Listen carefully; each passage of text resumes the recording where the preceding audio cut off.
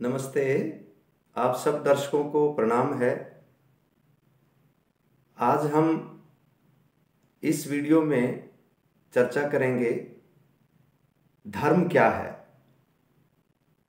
यद्यपि हम सब जानते हैं कि धर्म इस संसार में पुण्य का नाम है और बड़ी बड़ी व्याख्याएं हैं इसमें, लेकिन इसकी परिभाषा क्या है। बहुत सारे लोग अनेक तरह से, हमारे महापुरुष लोग, विद्वान लोग धर्म को बताते हैं और धर्म के बारे में अनेक संप्रदायों के लोग विविध प्रकार से विचार व्यक्त करते हैं। एक जगह आता है अहिंसा परमो धर्मः। हमारे भाई जो जैन भाई हैं वो बड़ा सुंदर इसकी व्याख्या करते हैं और हमारे जितने मुनि हुए हैं, जैन मुनि हैं, उन्होंने बहुत सुंदर ढंग से इसको व्याख्या किया है। इसका महर्षि मनु ने भी बहुत सुंदर लिखा है। न्याय दर्शन में भी धर्म की चर्चा है। महात्मा विदुर हैं, उन्होंने भी धर्म के बारे में लिखा है। अनेक संप्रदाय के लोगों ने धर्म के बारे में बहुत सारी बातें लिखी हैं। किसी जीव को कष्ट ना देना ये धर्म है। तो विचार हुआ मन में कि कोई एक निश्चित परिभाषा इसकी होनी चाहिए जिसे सब लोग समझ सकें। तो आइए जानते हैं कि धर्म की परिभाषा क्या है। एक मेरे पास पुस्तक है, आर्योदेश रत्नमाला। एक बड़े अच्छे संत हुए महर्षि स्वामी दयानंद सरस्वती महाराज, उन्होंने छोटी सी पुस्तिका लिखी है। उसमें 100 परिभाषाएं हैं। उसमें से दूसरी ये परिभाषा है। जैसे पहली परिभाषा उन्होंने दी थी ईश्वर क्या है, ईश्वर की परिभाषा जो मैंने पिछली वीडियो में आपके सामने साझा की।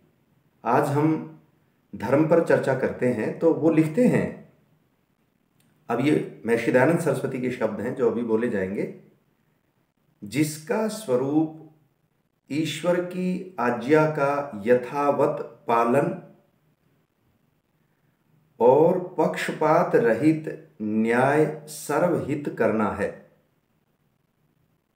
जो कि प्रत्यक्ष आदि प्रमाणों से सुपरीक्षित और वेदोक्त होने से सब मनुष्यों के लिए यही एक मानना योग्य है।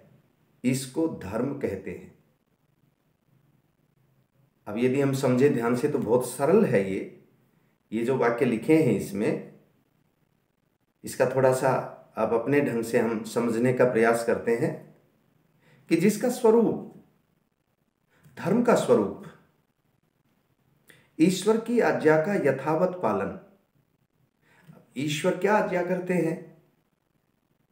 स्वाभाविक सी बात है कि ईश्वर आज्ञा करते हैं कि जो हम व्यवहार अपने साथ करते हैं वैसा ही दूसरों के साथ करें। ये संक्षिप्त सी बात है। यदि किसी को कष्ट देने से हमें पता चल रहा है कि उसको कष्ट हो रहा है, ऐसे मान के देख लें कि हमें यदि कोई कष्ट दे तो हमें कितना कष्ट होता है, इसलिए हम भी किसी को कष्ट ना दें। ईश्वर की साक्षात और व्यवस्थित और हम यूं कहें कि स्पष्ट सी एक आज्ञा है। ईश्वर कहते हैं किसी जीव को कष्ट मत दो, और कष्ट भी कैसे ना दे? मन से और वाणी से और अपने कामों से। मन से तो कल्पना ही नहीं करनी, सोचना ही नहीं, तो स्वाभाविक सा है कि इसमें धर्म हो जाएगा। कहते हैं कि ईश्वर की आज्ञा का यथावत पालन और पक्षपात रहित न्याय सर्वहित करना। पक्षपात रहित न्याय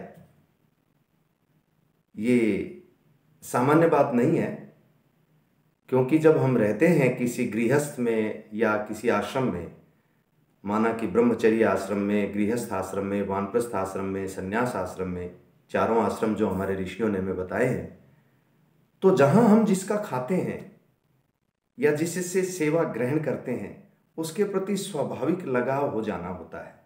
अब वहाँ पक्षपात होना स्वाभाविक होता है जीवात्मा का, लेकिन उससे ऊपर उठकर सबके लिए निष्पक्ष रह करके जो सर्वहित करना है वो धर्म है, जो कि प्रत्यक्ष आदि प्रमाणों से, जैसे हमारे 8 प्रमाण हैं प्रत्यक्ष आदि, उनसे युक्त और वेदोक्त होने से, यानी वेद में तो समूचा सार है। ईश्वर ने स्वयं वेदवाणी में कहा है कि दूसरों को कष्ट ना दे।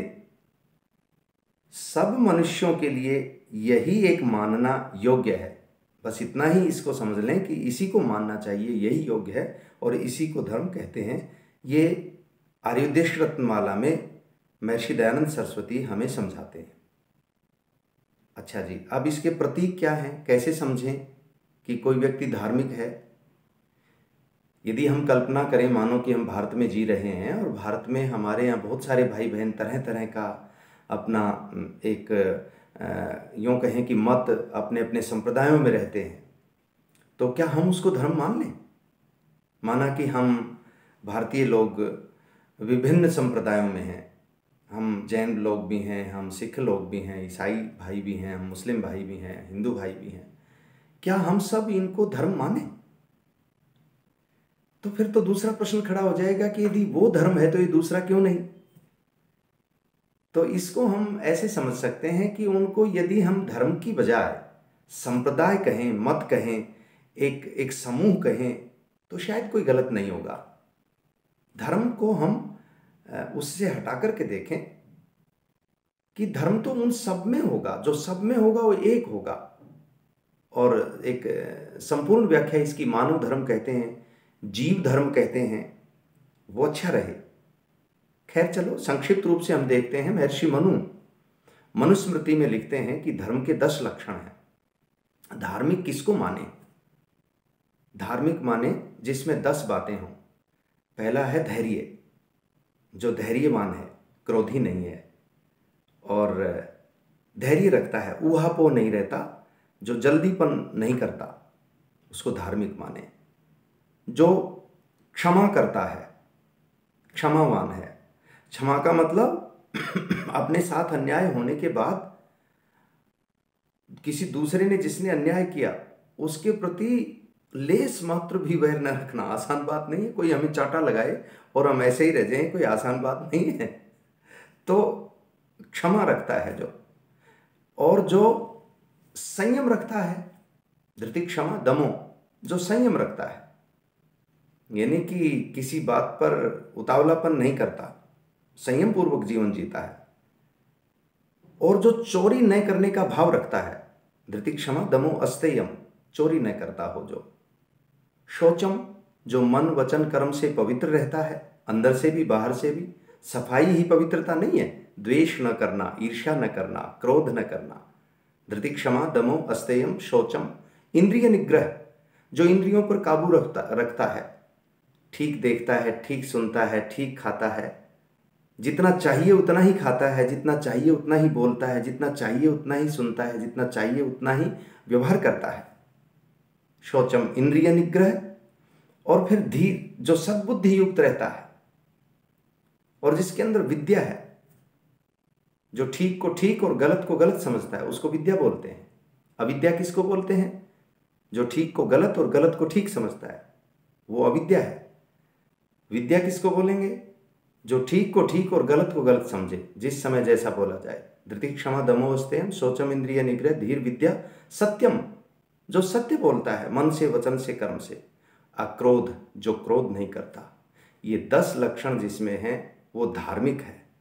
फिर वो चाहे हिंदू है, चाहे सिख है, चाहे मुस्लिम है, चाहे ईसाई है, जो भी है।